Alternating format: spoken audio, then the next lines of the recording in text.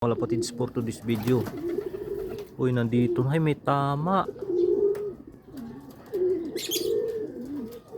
tama si Kwan, si Boss D. Ngayon umaga lang umuwi, kaya pala hindi nakauwi kahapon mga kalapatids. Grabe nung nangyari sa kanya. Ayan mga kalapatids, oh.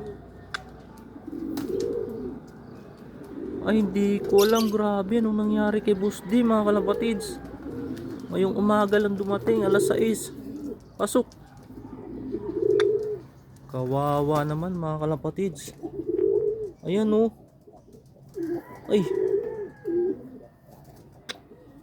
Ay, butas ang pan mga kalapatids. Sumalpok, oh. Wala. Tagas yung pan niya mga kalapatids. So, uminom ng tubig. Grabe, paano kaya to mga kalapatids?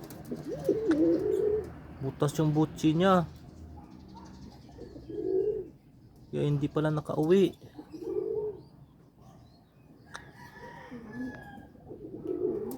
Grabe, buksan ko muna.